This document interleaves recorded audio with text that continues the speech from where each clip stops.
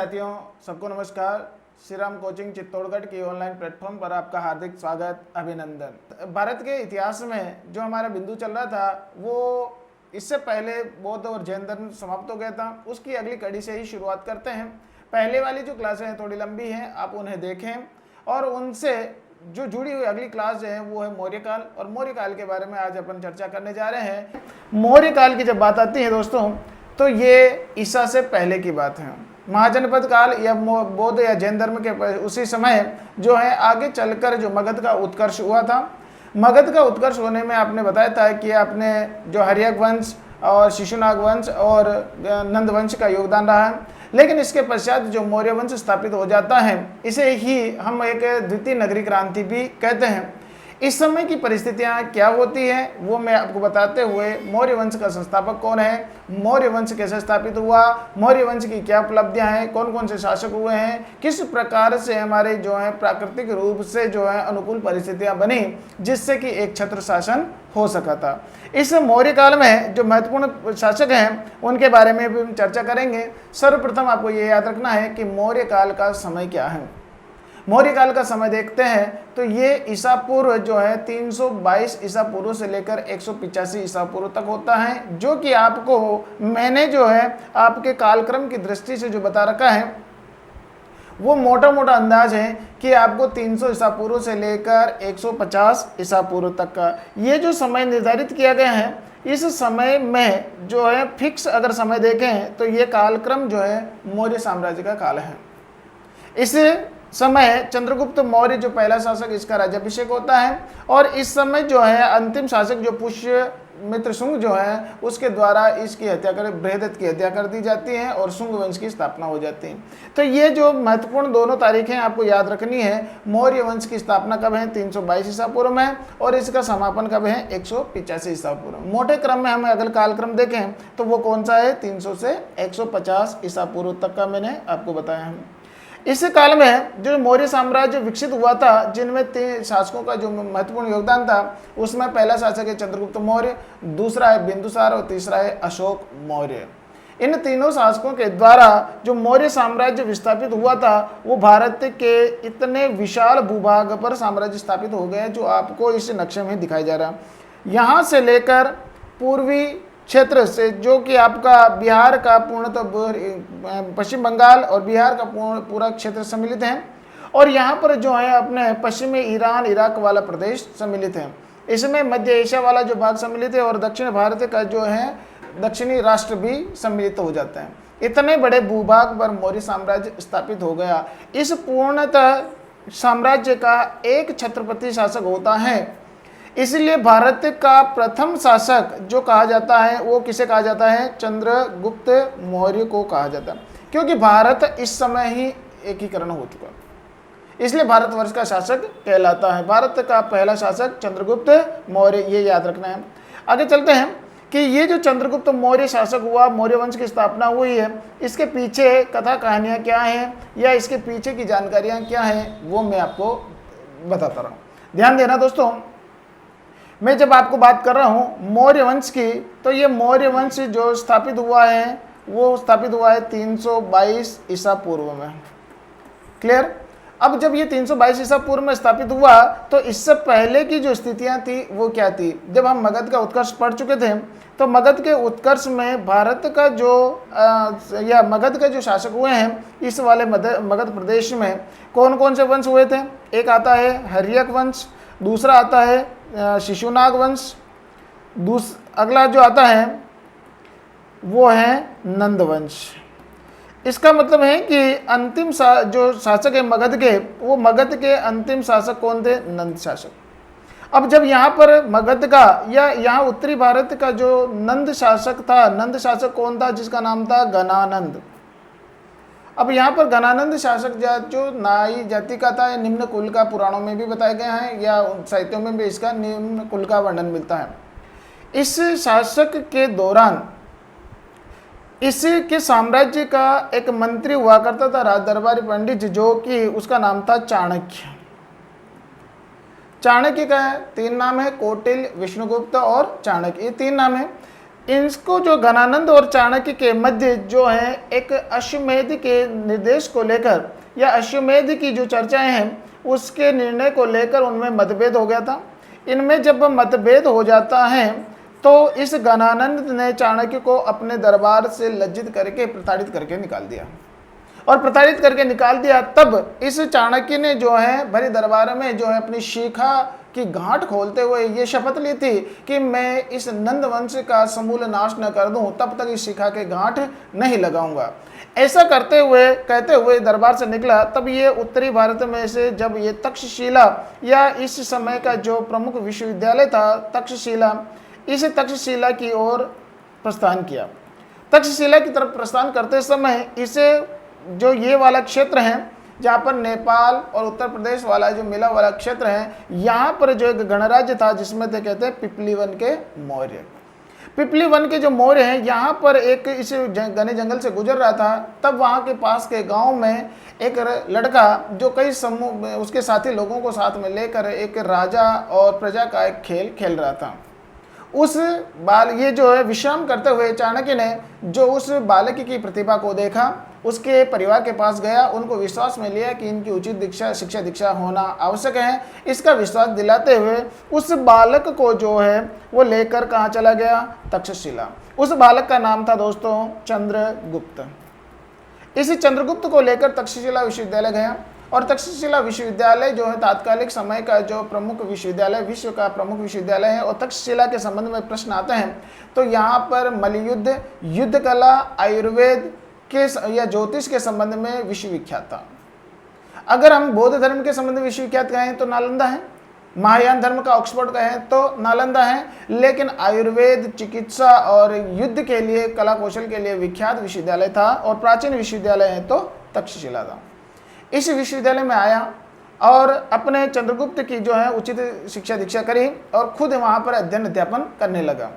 और समय के साथ ये चाणक्य जो है, कौटिल्य जो है यहाँ का क्या बन गया था? कुलपति बन गया।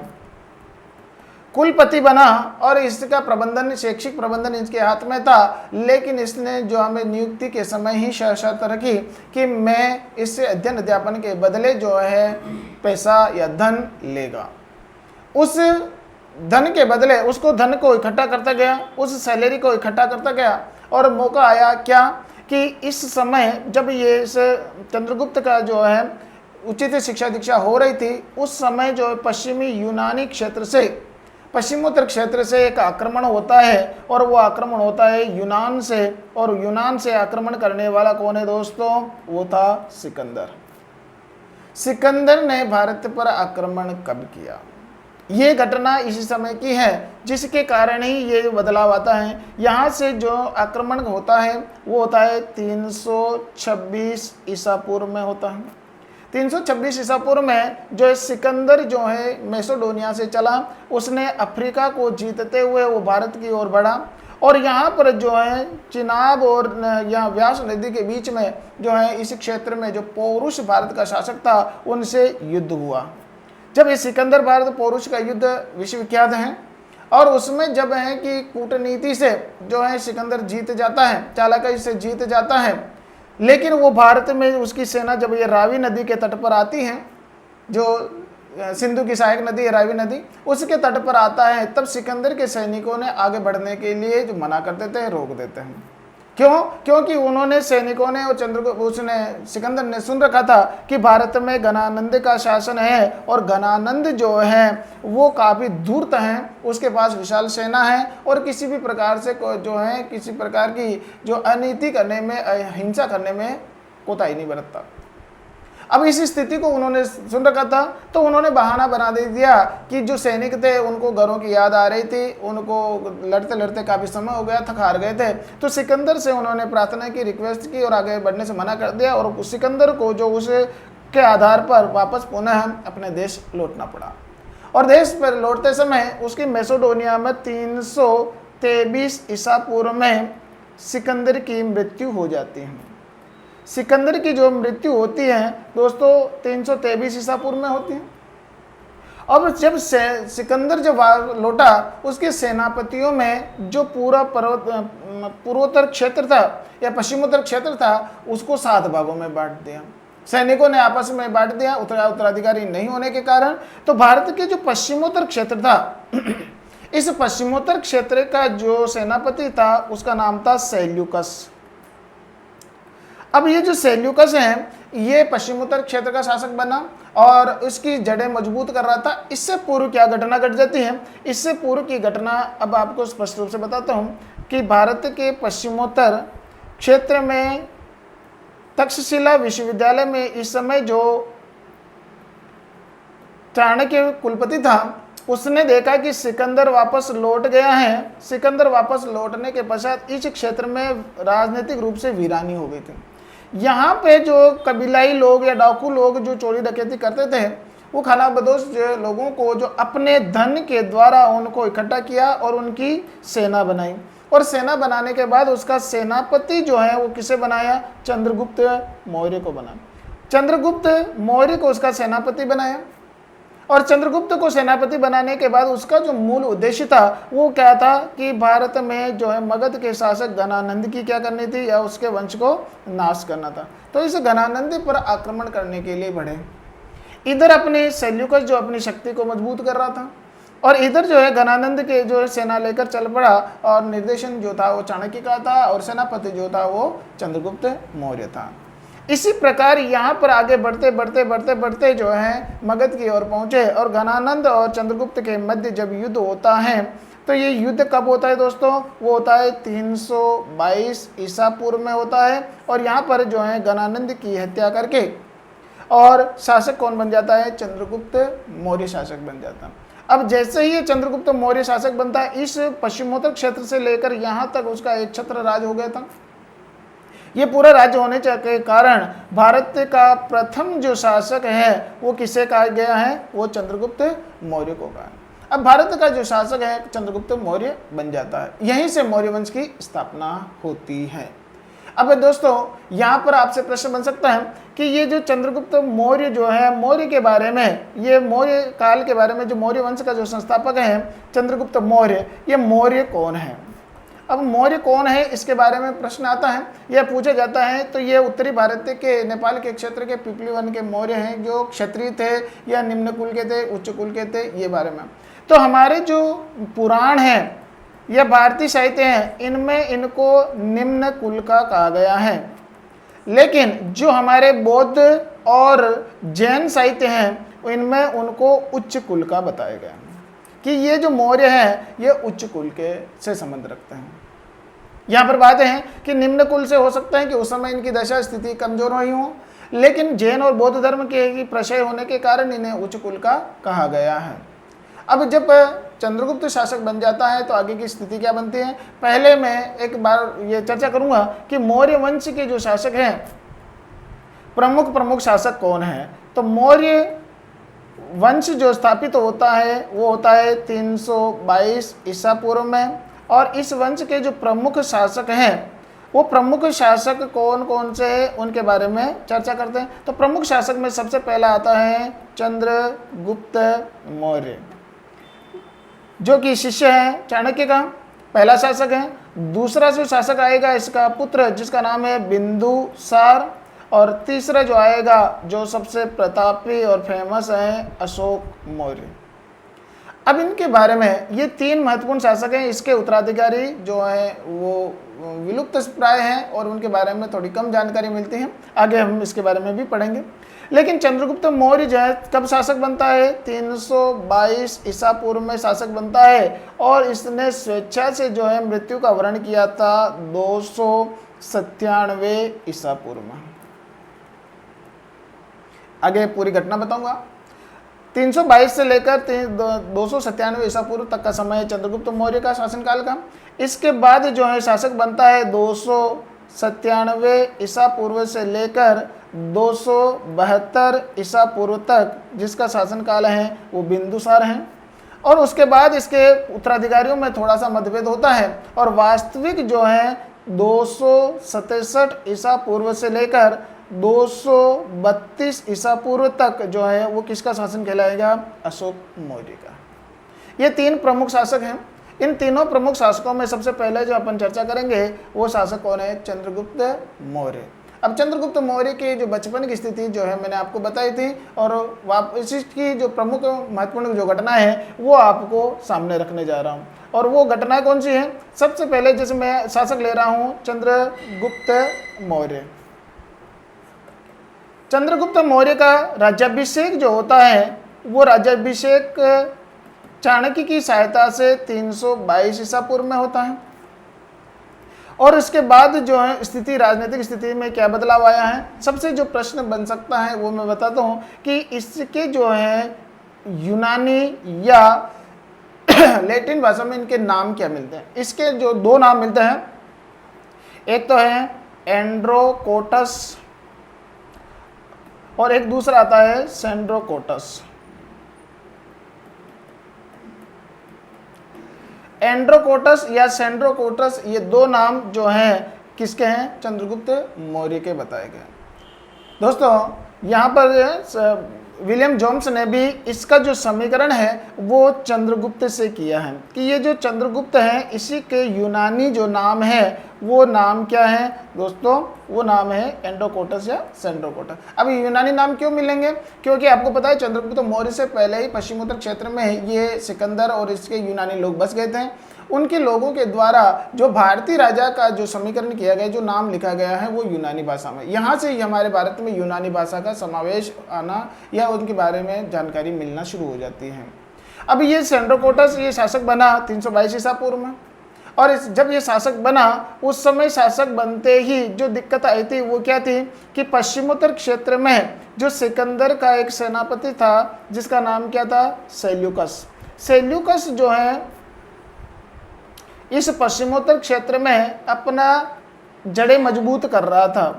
अब इस सेल्यूकस और ये भारत का जो पश्चिमोत्तर इतना बड़े साम्राज्य का शासक बन गया था जिसका नाम था चंद्रगुप्त, और चंद्रगुप्त मौर्य का जो महामंत्री है वो चाणक्य है, और इसके अनुसार प्रशासनिक जो है मजबूती प्रदान की जा रही थी। लेकिन सेल्यूकस के द्वारा यहाँ पर एक आक्रमण की घटना आती है, और वो आक्रमण की घटना क्या है दोस्तों? यहाँ पर सेल्यूकस का जो आक्रमण होगा वो होगा 305 ईसा पूर्व में। 305 ईसा पूर्व में सेल्यूकस आक्रमण करता है। किसके कारण? यह प्रांतीय प्रदेशों को लेकर। प्रांतीय प्रदेश जो है वो प्रांत प्रदेश कितने थे? 4 प्रदेश थे, जो कि यहाँ पर इन 4 प्रांतों को लेकर ये सेल्यूकस चाहता था कि मैं जो है सिकंदर के द्वारा जीते हुए पर मैं अधिकार कर लूँ। इसको लेकर जब आक्रमण होता है तो इधर से चंद्रगुप्त के द्वारा जब इसका प्रतिकार किया जाता है तो इसमें पराजित कौन हो जाता है? सेल्यूकस। और सेल्यूकस जब पराजित हो जाता है तब इनके मध्य क्या हो जाती है? संधि होती है। और वो जो संधि होती है साथियों, उस संधि की जो शर्तें होती है वो बहुत महत्वपूर्ण है, जो कि आपके प्रश्न पूछे जा सकते हैं कि संधि की शर्तों में से सबसे पहले बात हुई कि जब ये हारा हुआ व्यक्ति है तो ये जीता हुआ व्यक्ति जो है इसके संबंध में जब शर्तें रखते हैं तो इसका पलड़ा भारी रहता है। तो सर्वप्रथम क्या हुआ? वो जो 4 प्रांतों को लेकर जब ये झगड़ा था तो वो 4 प्रांत जो हैं किसको सौंप दिए? चंद्रगुप्त मौर्य को सौंप दिए। इसके बदले में जो दूसरी शर्त थी, चंद्रगुप्त मौर्य ने जो है उदारतावश इसको क्या दिए? 500 हाथी उपहार में दिए। किसको? सेल्यूकस को दिए।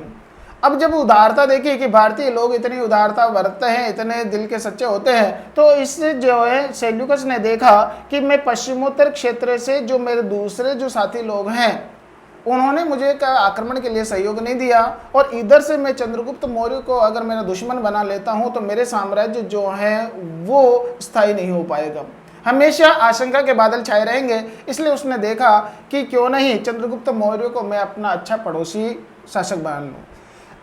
इसके आधार पर उसने क्या किया? इसी संधि के समय इस सेल्यूकस की जो पुत्री थी जिसका नाम था दोस्तों क्या? इस गोरी महिला का नाम था हेलेना। इस हेलेना का जो विवाह है वो किसके साथ कर दिया? चंद्रगुप्त के साथ कर दिया। और चंद्रगुप्त के साथ जब विवाह किया तो ये भारत का प्रथम जो है अंतर्राष्ट्रीय विवाह कहलाता है। प्रथम अंतर्राष्ट्रीय विवाह अगर किसी का कहा जाता है तो वो किसका है? चंद्रगुप्त का।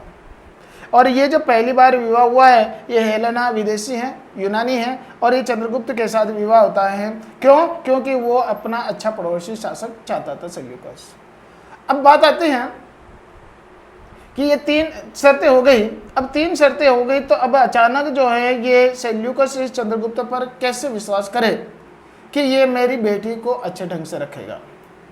इस कारण क्या हुआ कि इसने जो है सेल्यूकस ने अपना दिमाग लगाया। इसका एक विद्वान था सेल्यूकस का, उस विद्वान का नाम है दोस्तों मेगस्थनीज।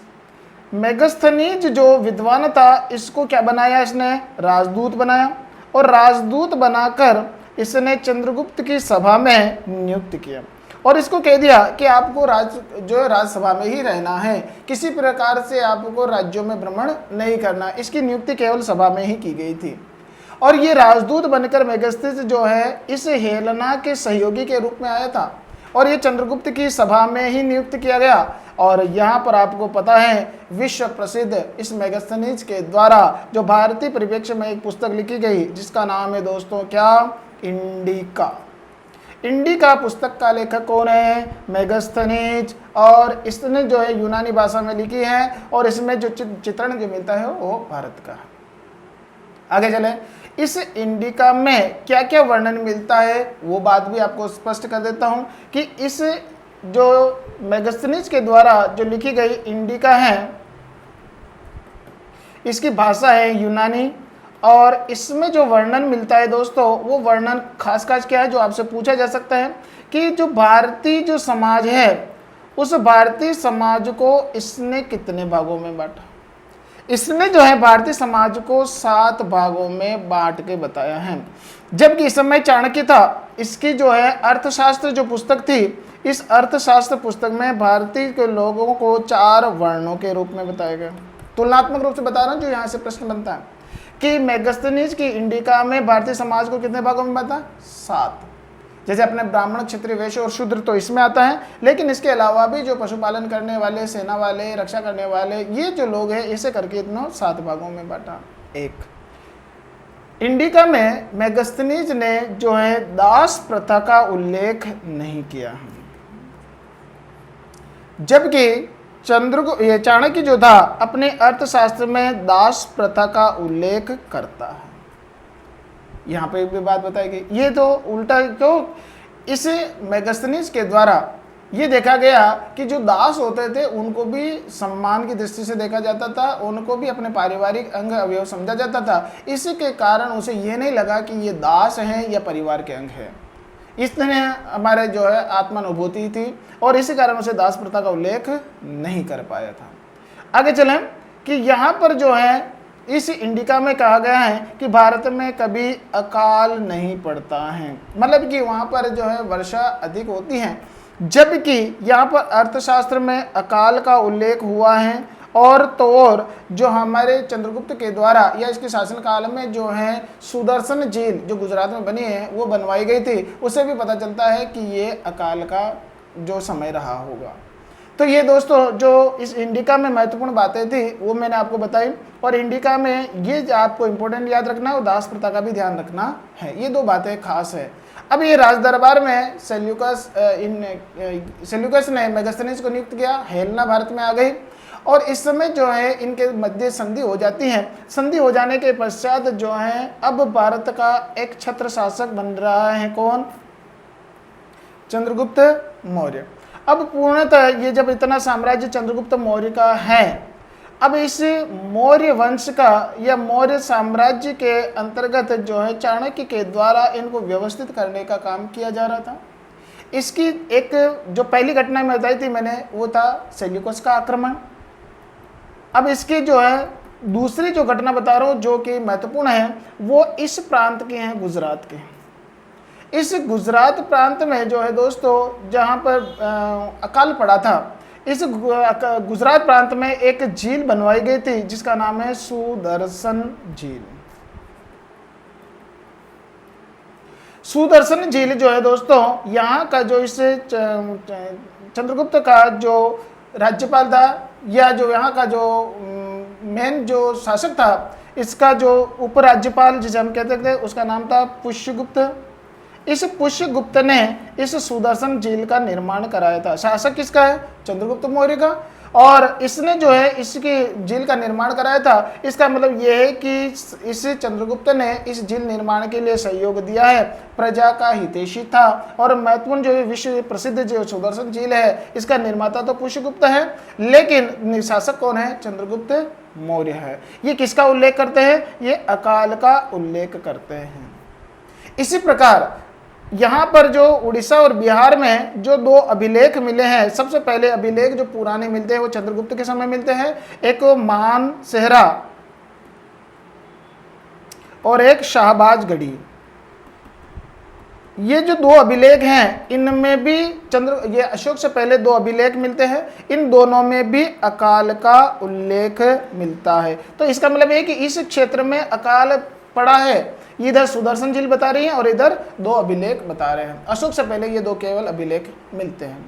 अब दोस्तों एक और बात आती है, इस समय जैन और बौद्ध धर्म का काफ़ी विस्तार हो रहा था और इस चंद्रगुप्त मौर्य ने जो है कि ब्राह्मण इसका प्रधानमंत्री है, लेकिन इसने कौन से धर्म को प्रश्रय दिया और इसका जीवन जो है कैसे समाप्त हुआ वो मैं अगली क्लास में बताऊंगा। तब तक इसका एक बार दो बार रिवीजन करके देखें। इससे बाहर आपको प्रश्न आने की कोई संभावना नहीं है। साथियों यहीं पर मैं विदा लेता हूँ। धन्यवाद। घर पर रहे, खुश रहे, पढ़ते रहे। धन्यवाद। Thank you.